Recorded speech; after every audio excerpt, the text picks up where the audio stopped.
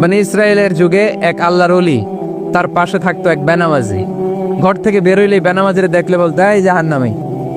বিকেলবেলায় ঘরে আসার সময়, কিরে জাহান্নামী? আবার দেখা হইলে, এই তুই তো জাহান্নামী। খালি ডাক দিত জাহান্নামী বলে।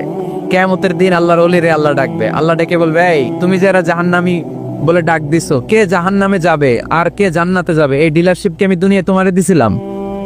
তো তুমি ওরে জাহান্নামী কেন বললা? ও নামাজ পড়ে নাই, ও আমারে ডাকতে পারে নাই, কিন্তু তোর মতো বেয়াদবি করে নাই। চিল্লায় বলেন ঠিক কিনা? আজকে ওরে আমি জান্নাতে দেব, তোরে জাহান্নামে দেব। খবরদার, কাউরে জাহান্নামী বলার আগে 1000 বার ভেবে নিবেন।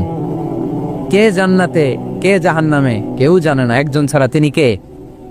সবাই যদি জান্নাতে যায়, জান্নাতে তো ঠেলাঠেলি হবে আজকের মতো, তাই না?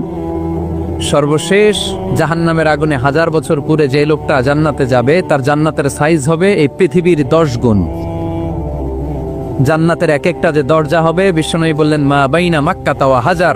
সৌদির মক্কা শহর থেকে বাহরাইনের 1000 শহর যত লম্বা, জান্নাতের এক একটা দরজা ঠিক তত লম্বা। সেই হিসাবে এক ধাক্কায় কয়েক হাজার কোটি জান্নাতি একবারে ঢুকবে। আমরা আমাদের দরজা দিয়ে, ঘরের দরজা দিয়ে একসাথে কয়জন ঢুকি? বড় জোর 2 জন। তার চেয়েও ধাক্কাধাক্কি করে সর্বোচ্চ জান্নাতের এক একটা দরজা দিয়ে এক ফাউজে একবারে ঢুকতে পারবে কয়েক হাজার কোটি বানি আদম। তো ওই জান্নাত যদি আল্লাহ সবাইরে দেয়, আমার কোনো সমস্যা আছে? এজন্য ইবাদত নিয়ে যেন আমরা কখনো অহংকার না করি, ইলম নিয়ে যেন কখনো অহংকার না করি, আমরা যেন বিনয়ী